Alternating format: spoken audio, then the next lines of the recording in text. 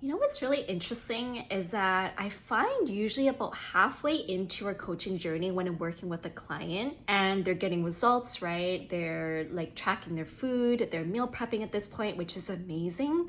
But I find there's always this mental block that eventually comes along the way, especially when they're trying to find that balance for themselves. So they feel like they're being perfect, they're doing everything they can, and that's great. But sometimes things come up. For example, if you're invited to a social event, I find that sometimes clients get a little bit of anxiety almost, or they feel uncomfortable sometimes going out to eat or kind of deviating from their plan. And this is something we always have to talk through to find that balance for yourself where, hey, like, I don't want you to have to stop doing date nights or stop going out with your friends. That's going to be a pretty miserable life, especially if you enjoy doing those things. And like, it's summer soon. The reality is that you're going to be going out to patios a lot, like grabbing ice cream once in a while, whatever it is for you. And the key is to learn to trust yourself. And you'll see once you actually do it a couple times, like, hey, it's not that I'm just going out and grabbing whatever I want without regards to my goals and kind of not being aligned with my goals, right? Just grabbing burgers and fries mindlessly and going back to old habits. That's different. But it's more, okay, I'll go out, I'll probably look at the menu ahead of time, I'll see what's available.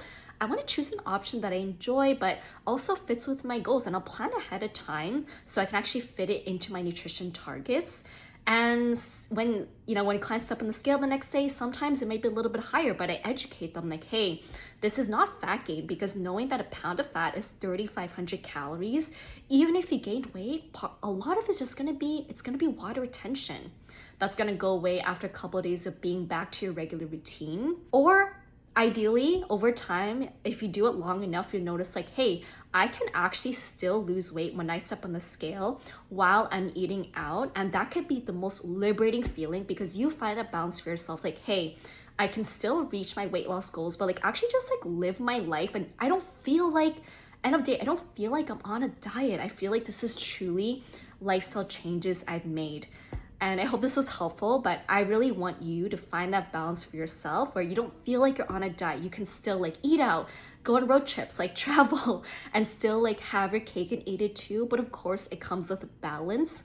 And that could be a very delicate thing to like find that balance for yourself where you don't feel that mental angst or that kind of anxiety around kind of deviating from the plan, because it is a part of your plan at the end of the day, incorporating those social events into your plan. And that's a key for, I'd say, not just weight loss, but sustainable long-term weight loss.